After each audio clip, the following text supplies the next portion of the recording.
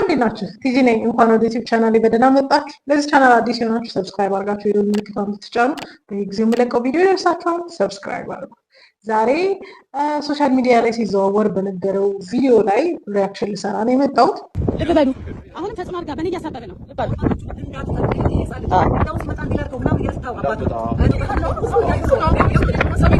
ይሰጡኝ መክር ይኸው ነው። እኔ ተጽዕኖ አላደረኩም። የራሳቸው ፍላጎትና መብት ነው። ስለ ቤቱ እናንተ አያገባችሁ።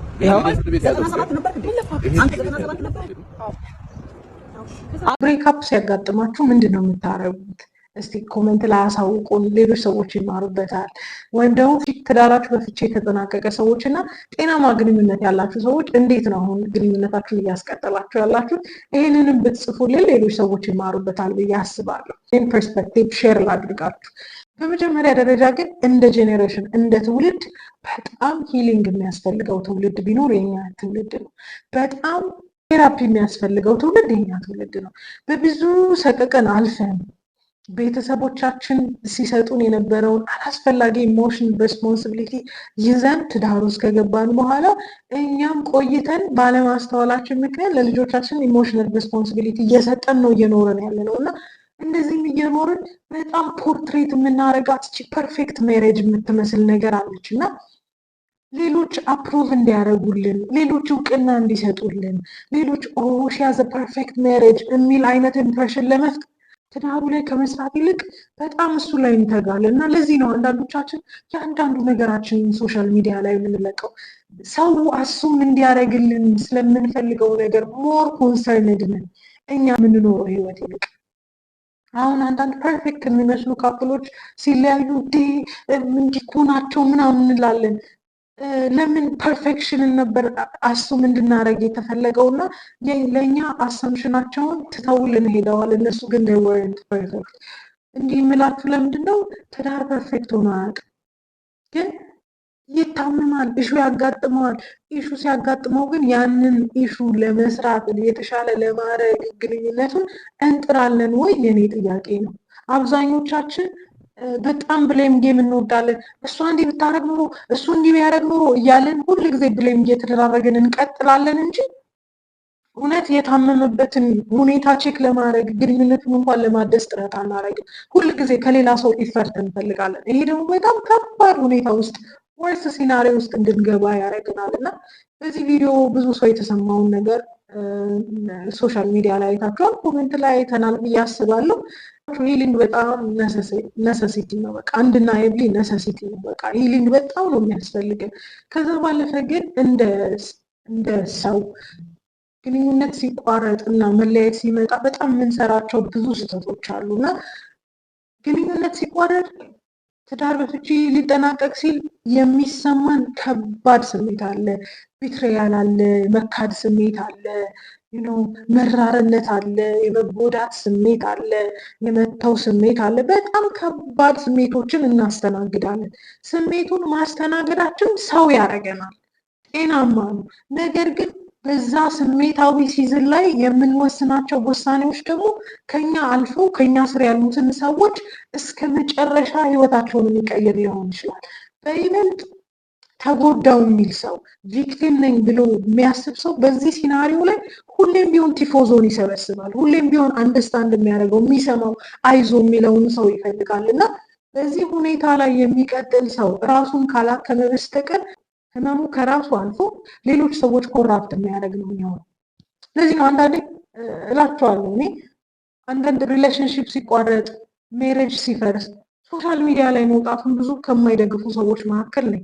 ኤክሰፕሽናል ሆኖ እንደ ሰላም አይነቱ ለሌሎች ትውልድ የሚያስተምር አይነት ካልሆነ በስተቀር እንዲያርጎኝ አይነት ስቶሪ ስንሰማ አንዳንዱን ሰምታችሁ እሺ ምን እንማር የምትሏቸው ነገሮች አሉ። ከዚ ሌሰንም የለውም፣ ሊያስተምርም የሚችል ነገር የለም።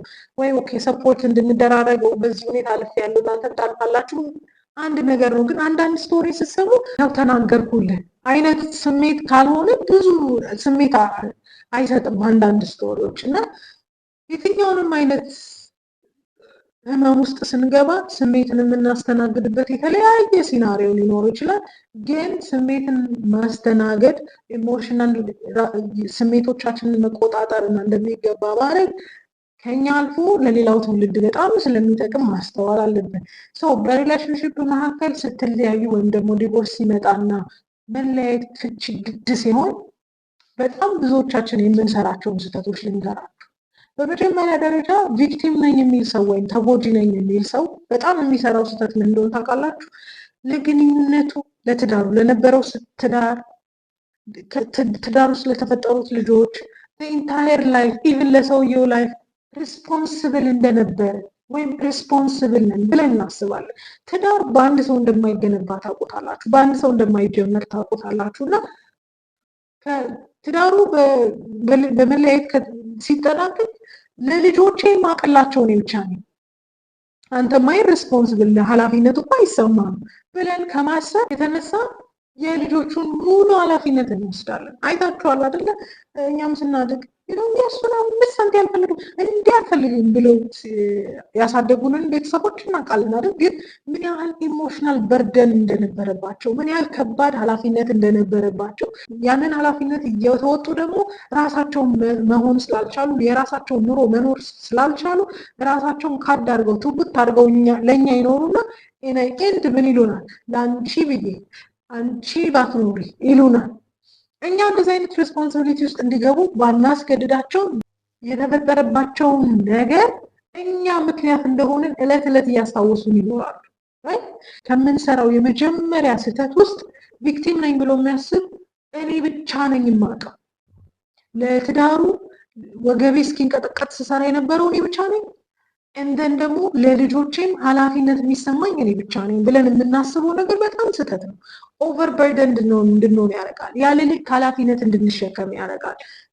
ይሄ ሰውዬ በትዳር ውስጥ ኃላፊነት የማይሰማው ሊሆን ይችላል፣ ግን ፉሊ ልጆች ሰተን አላየነውም። ኦፍኮርስ ልጆች መሞከሪያ አይደሉም፣ ግን ሪስፖንስብል ነው ብለን የምናስበው ሰው የራሱ ልጆች ያን ያህል እንደው በጣም ይጎዳል ብዬ አላስብም። በጣም ኤክስትሪም የሚሄዱ ሰዎች እንዳሉ በአቅም ማለት ነው። እና እኔ ብቻ ነኝ ኃላፊነት የሚሰማኝ ለዚህ ትዳር መቆም፣ ለዚህ ግንኙነት፣ ለልጆች እኔ ብቻ ነኝ ኃላፊነት የሚሰማኝ የሚል ማይንድ ሴት ይዘን ግንኙነት ከተቋረጠ ዛሬ ላይ ህይወታችንን መኖር እናቆምና እኔ ብቻ ነኝ ኃላፊነት የሚሰማኝ ላልናቸው ሰዎች እየኖርን ከዛ በኋላ ኢንድ ደግሞ ከአመታት በኋላ እነሱን ልጆች ብሌም ማድረግ እንጀምራለን። ስለዚህ እናንተ ብቻ ኃላፊነት እንደሚሰማችሁ የምታስቡ ሰዎች እናንተ ብቻ አይደላችሁም ኃላፊነት የሚሰማችሁ። ከእናንተ ጋር አብሮ የነበረው ሰው ኢሪስፖንስብል ይሁን እንጂ ባነበራችሁ ግንኙነት ግን ኃላፊነቱን መወጣት ይችላል። ከቢትሪያል ሲዝኑ ሲያልፍ፣ ሽኩቻው ሲያልፍ ያ ሰውዬ ኃላፊነቱን የሚወጣ ሰው ሊሆን ይችላል። በዚህ አጋጣሚ ስለ ልጆቻችን በጣም ግድ የሚለን ልጆቻችንን እኔ ብቻ ነኝ ማሳደግ ያለብኝ፣ እኔ ነኝ ኬር ማድረገው፣ እኔ ነኝ ኮትኩቼ ምናምን የምንል ሰዎች አንድ ነገር ላስታውሳችሁ። ድሮ ተማሪዎች እያለን ልጆች በጣም ብላንክ ስፔስ ናቸው፣ ዴር ታቡላራስ እንዲህ ናቸው ተብለን ነበር የተማርነው አይደል? እኔ ከዚህ ሳይኮሎጂስት በኋላ ግን የገባኝ ነገር ምንድነው? እኛ የምንጨምርባቸው አይደሉም። ልጆች ሞዛይክ ናቸው፣ ወይም የእያንዳንዱ ማንነት ነጸብራቅ ናቸው፣ የእያንዳንዱ ሰው ባህሪ ነጸብራቅ ናቸው። ይሄን ለምሳሌ ስነግራችሁ አንዳንድ ጊዜ ድንገት ሴት ልጃችሁ እንደ አክስታችሁ ወይም ደግሞ እንደ ሰንባሪ ስትሆን አይታችሁ አታውቁም? ወንድ ልጃችሁ እንደ አባታችሁ የሆነ ፊቸር አታዩባቸው?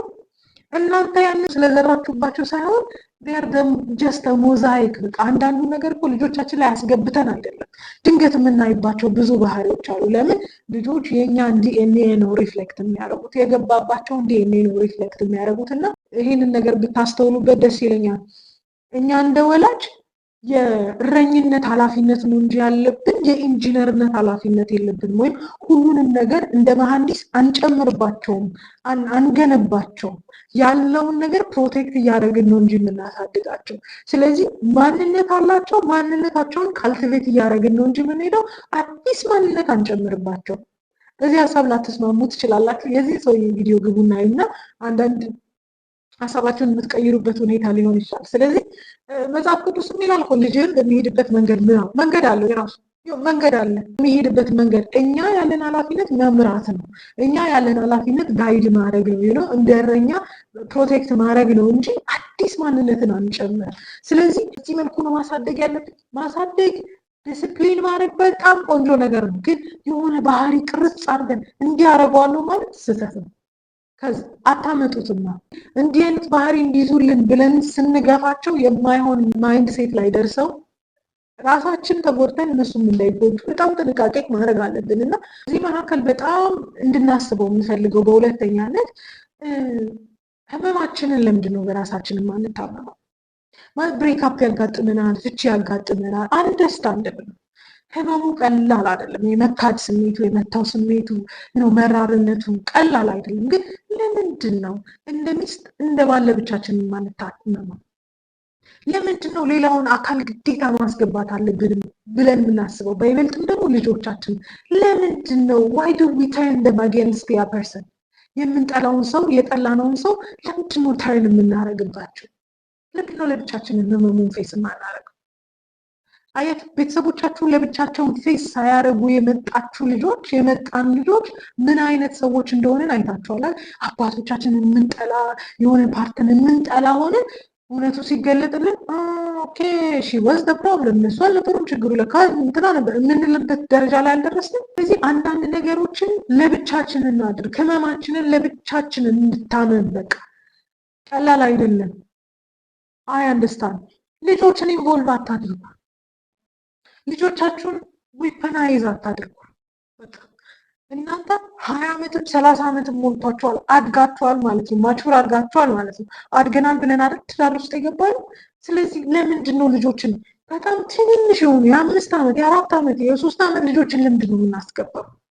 ኢትስ ኢሬስፖንስብል። በእውነት ምንም ያህል ህመም ውስጥ እኮ እንገባለን። በህይወቴ የምደነቅባት ሴት አለች። ከብዙ ማንነቷ ይሄ ታምር ይሆንብኛል። ትዳሯ በፍቺ ከተቋጨ በኋላ እንደሚገባው ኃላፊነቱን እንኳን የሚወጣ ባይሆንም አንዲት ቀን ለልጇ ስለ አባትየው ክፉ ነገር ተናግራ ሰምቼ አላውቅም። ታምር ይሆንብኛል።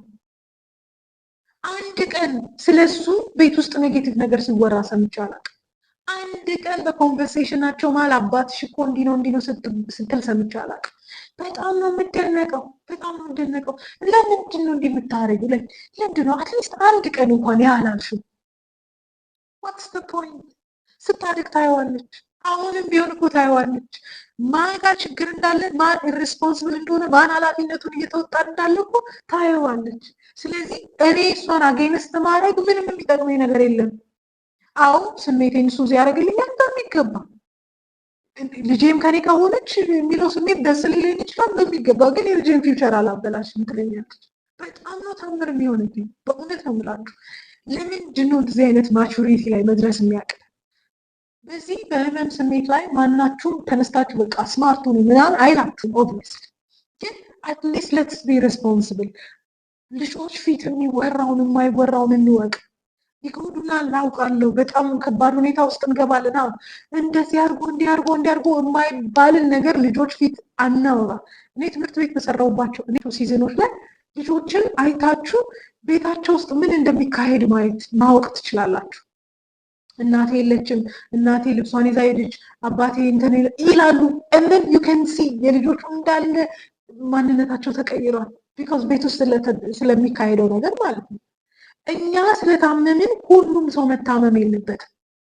እኛ ግንኙነታችን የተበላሸው ከትዳር አጋራችን ነው እንጂ ከልጆቻችን ጋር መሆን የለበትም። ልጆችን ዌፐናይዝ አታድርጉ። ልጆችን አታስገቡ። ነጋቸውን ነው የምታበላሹት። አብዛኛውን ጊዜ ሂሊንግ ላይ የሚመጣ ሰው this is the problem። አባቴ ጥሎኝ ሲሄድ፣ እናቴ ጥላኝ ስትሄድ፣ አባቴ እንዲህ ብሎኝ፣ እናቴ እንዲህ ብላኝ፣ በቃ ሁሉ ጊዜ I feel like I am the responsible። this is what we hear። ሁሉ ጊዜ የምንሰማው ይሄ ነው። ለምን? እኛ ሪስፖንስብል ሳንሆን የማይገባ የስሜት ኃላፊነት ለልጆቻችን ስለምንሰጥ። ብቻችሁን ታመሙ። ህመሙ ሰው ሁሉ ጋር ይድረስ፣ ኪዮሱ ሰው ሁሉ ጋር ይድረስ። ታማችሁ ብቻ ደግሞ አትቀመጡ። ታምም ያለው አላችሁ አይደል? ተጎዳችሁ አይደል? ሲክ ሄልፕ። በሶስተኛ ደረጃ እባካችሁ እርዳታ ጠይቁ። እርዳታ፣ ሕክምና ጠይቁ። በጣም እንደ ሌግዠሪ የሚታየው የአእምሮ ጤንነት እኛ ሀገር በጣም ከባድ ዋጋ እያስከፈለን ያለው። እናት ዲፕሬስድ ናት፣ እናት ኤንሸስ ናት፣ እናት አግሬሲቭ ናት። ልጆቿን ትሪት ማድረግ አትችልም ቢካዝ ሺዝ ኢን ፔን፣ ህመም ውስጥ ስለሆነች። ለምን? የመተው ስሜት አለባት፣ የመካድ ስሜት አለባት፣ ህይወቷ እንደተበላሸ ይሰማታል። ይቺ እናት ሕክምና ሳታገኝ፣ ሰላም ሳታገኝ፣ እረፍት ሳታገኝ ልጆቼን እያሳደግኩ ነው ትላለች። አት ሰም ፖይንት ልጆቿን ኮራፕት እያደረገች ሊሆን ይችላል። ሲክ ሄልፕ፣ እርዳታ እንጠይቅ። ሳይኮሎጂካል ሄልፕ ያስፈልገናል፣ ሂሊንግ ያስፈልገናል። የዲቮርስ ፔን ቀላል አይደለም፣ በአጭር ጊዜ የሚወጣ አይደለም። ስለዚህ ሲክ ሄልፕ፣ በቃ እርዳታ ጠይቁ። እርዳታ ያስፈልጋል። ሰው ይርዳችሁ፣ ሰው ያማክራችሁ። ካውንስሊንግ ያስፈልጋል። የምትፋቱ ሰዎች ሁለታችሁም ወንድም ሴትም ካውንስሊንግ ያስፈልጋችኋል። አለበለዚያ ኢሞሽናችሁን ሁሉ የትም ቦታ እየዘራችሁ ነው የምትሄዱት። ልክ የደማ ሰው ቁስሉን ካላከመ በስተቀር ደሙ ኤቭሪዌር ነው የሚዘራው አይደል? ታስወት ወይ ዶይ ደማችን ሲዘራ አየህልኝ የደማው አየው ይሉ እያለ ነው ለሰዎች ሁሉ እያሳየን የምንሄደው። ኢትስ ናት ሴፍ፣ ኢትስ ናት ሴፍ። ስለዚህ ሲክ ሄልፕ፣ እርዳታ ያስፈልጋችኋል። ምንድነው የተለመደው? አም ኦኬ አም ፋይን። ምንድነው? ጥሎኝ ሄደ። ከዛስ ምን? ዩር ናት ኦኬ። መለያየት ቀላል አይደለም። ዌር ናት ኦኬ አይደለም። የዘመናት ትዳር አይደለም፣ ረዥም ጊዜ የቆየ የፍቅር ግንኙነት፣ ሳምንት የቆየ ነው። ሰው ሲለየን የሚሰማን ከባድ ስሜት አለ። ዱ ኖት ፕሪተንድ፣ አታስመስሉ። በቃ ዩር ናት ኦኬ። ሲክ ሄልፕ፣ እርዳታ ያስፈልጋችኋል። ሂሊንግ ያስፈልገናል። አለበዚያ ትራማ ሰርክሉ እየቀጠለ ነው የሚሄደው። አንቺ ተጎድተሽ ልጆችሽንም የምትጎጂ እናት ነው የምትሆኝ። ቢካዝ ዩር ናት ኢን ፒስ። ቢትሪያሉ ቶሎ አይወጣም፣ ህመሙ ቶሎ አይወጣም። ስለዚህ ሲክ ሄልፕ። ሕክምና ካላገኛችሁ፣ እርዳታ ካላገኛችሁ ደግሞ እናንተ ምን እንደምታደርጉ ታውቃላችሁ? ዴይ ኢን ዴይ አውት ልጆቻችሁን ዌፐናይዝ ነው የምታደርጉት። ልጄን አላሳየውም፣ ልጄን አላስነካውም፣ እንዲህ አላረግም፣ ልጄን ማቀው እኔ ነኝ፣ እኔ እንዲሆኝና እንዲሆኝ አሳድገዋለሁ ትላላችሁ። ከዛ ያ ልጅ የእናንተ ልጅ ብቻ ሆኖ ያድግና ከ20 ዓመቱ በኋላ አባቴን እፈልጋለሁ ይላችኋል። ከሆነ ዓመት በኋላ እንዴ ዩ አር ዘ ፕሮብለም ስትባሉ አስቡት። ሁለተኛ ስብራት፣ ሁለተኛ ጉዳት። አባቴ እኮ ጥሩ አባት ነበር፣ አንቺ ጨቅጫቃ ስለሆንሽ ነው። አባቴ እኮ እንዲህ እንዲህ አድርጎልኝ አስታውሳለሁ፣ አንቺ እንዲህ ብለሽ ነው የወጣው ሲላችሁ አስቡት። ሁለተኛ ስብራት፣ ሁለተኛ ስብራት። ዛሬ የማይገባችሁን ኃላፊነት ወስዳችሁ ከሰው ተራ ወጥታችሁ ባክናችሁ አሳድጋችሁ ነገ ያ ልጅ ሲብሊንጉን ይፈልጋል፣ ዘሩን ይፈልጋል፣ አንድና የብሊ። ስለዚህ ትጠየቃላችሁ። እንዴ አባቴን እፈልጋለሁ ይልሻል፣ እናቴን እፈልጋለሁ ይልሃል። እኔ ከሰው ተራ ወጥቼ አሳድጌ አትሉም? አልጠየቃችሁም? ያ ልጅ ከሰው ተራ ውጡና አሳድጉኝ አላለም። it was our poor choice። ስለዚህ ውሳኔዎቻችንን በማስተዋል እንወስን። ስሜት ላይ ህመም ላይ ስለሆንን ህመሙ ውሳኔን አይወስንልን።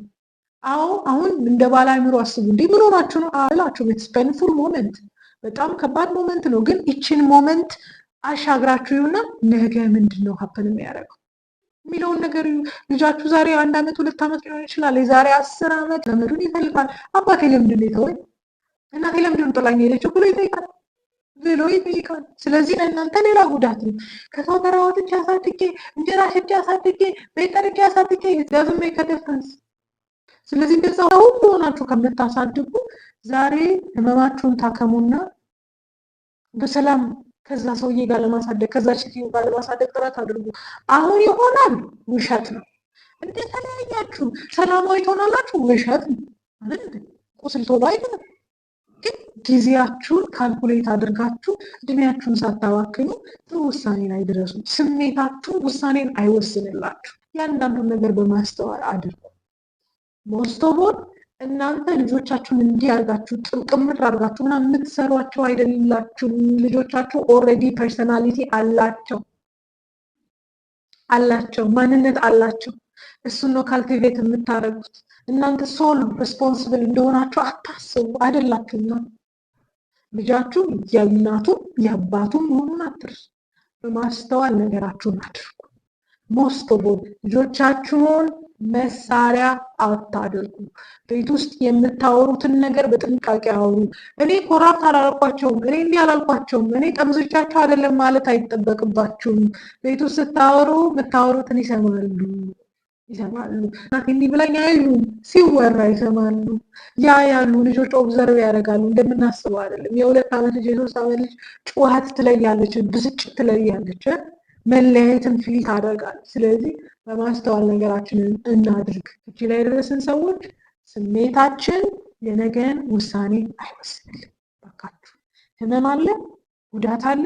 አዎ ያ ጉዳት ግን ነጋችሁን ዲተርማይን አያርግላችሁ። ምክንያቱም ነገ ላይ የሚመጣው ጉዳት ሁለተኛ ስብራት ነው።